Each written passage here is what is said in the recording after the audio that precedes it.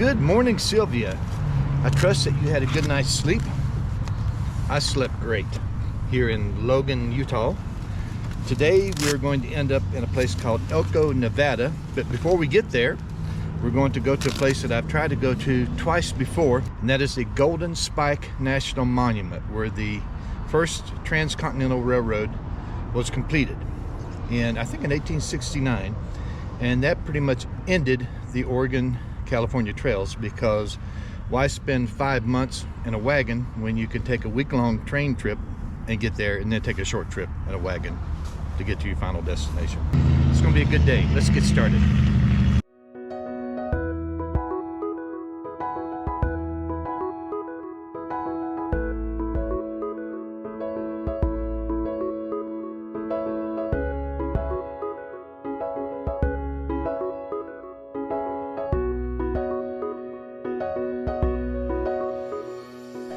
I'm at the Golden Spike National Monument, Promontory, elevation 4,905 feet. As part of the Railroad Act of 1862, they also had to install a telegraph along the track. And so through the miracle of electricity and a tiny copper wire, a telegraph signal triggered a truly transcontinental extravaganza. Here are some examples of telegraph messages that were going out right before the event. Omaha Telegraph to all western stations. Everybody, keep quiet. When the last spike is driven, we will say done. Don't break the circuit, but watch for the blows of the hammer. Promontory Telegraph. Almost ready. Hats off. Prayers being offered. Chicago Telegraph. We understand. All are ready in the east. Promontory Telegraph. All ready now. The spike will soon be driven. The signal will be 3 dots for the commencement of the blows. And a telegraph to the president saying that it had been completed.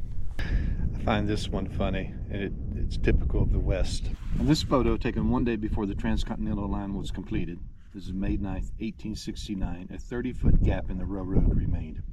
A tent town quickly grew around the last spike site, and 2 of the first businesses, the restaurant and the Red Cloud Saloon, gotta have a saloon, can be seen in the background. Within days, numerous other tents would appear as the town of Promontory came into existence. There's always got to be a saloon.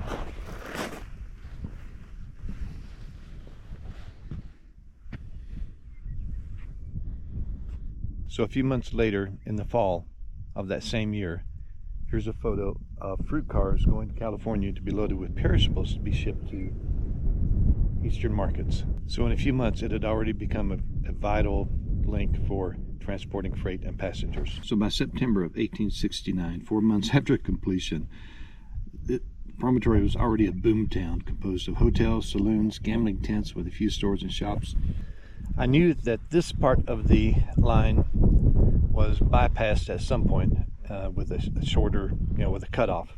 So after the opening of the Lucene cutoff in 1904, this part of the railroad really didn't matter anymore. The last spike was, quote, undriven, and the track pulled up to contribute to the war effort in World War II. As you can see, I'm in another crowded park. I read somewhere that the railroad was completed like 8 years ahead of schedule. I think that's right. But the reason that happened is there were 2 railroad companies competing against one another, the Central Pacific and the Union Pacific. And for every mile of track that they completed, they got land grants along the track and loan subsidies. I don't know if that means they got directly paid, or I don't know exactly what that means, of anywhere to $10,000 to $40,000 per mile of track. So the surveying crews actually passed one another here for like 200 miles until Congress stepped in and said, no, you're going to meet here in Promontory Point. So something that will make you stop and think. In 1869, the first Transcontinental Railroad was completed. 100 years later, in 1969, we landed on the moon. Only 100 years separated those 2 events. That's pretty crazy. It required 8 flat cars of materials to lay 1 mile of track.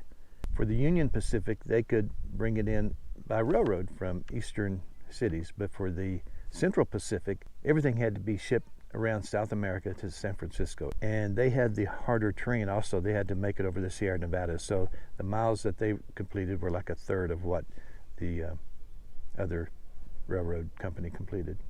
And as the 2 railroad companies got near the finishing point, it became a real contest. The Union Pacific laid 8.5 miles of track in one day, and place a bet with the other railroad company that they could not beat them.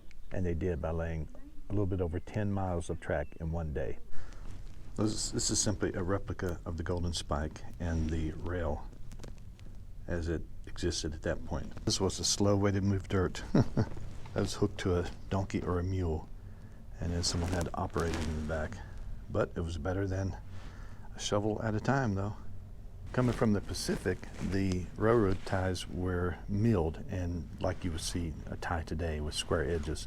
But coming from the east, it was much harder to find timber, and instead of being milled, they were often just hand cut, rough edged. Promontory Point is part of the Oregon Trail story because this ended the Oregon Trail. As I've said multiple times, when the Continental Railroad was complete here in 1869, then a trip of several months was reduced to a few days. This is my kind of road. When I got on it, it said 104 miles to services. So I got a hot dog and filled Silvia up before we hit this road. We're definitely in the middle of nowhere. Actually, we're in northwestern Utah, headed toward Nevada. Welcome to Nevada. I've only got one more state after this one, California.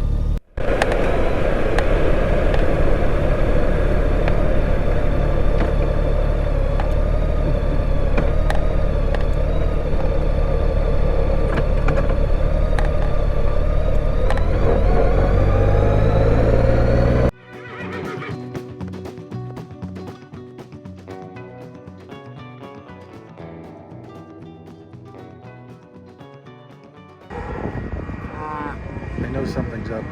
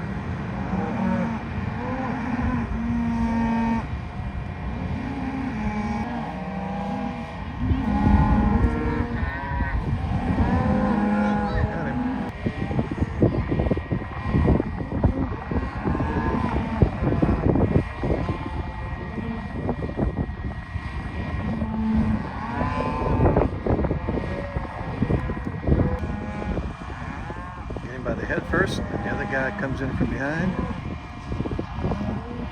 Gets his rear legs. Yep, got him.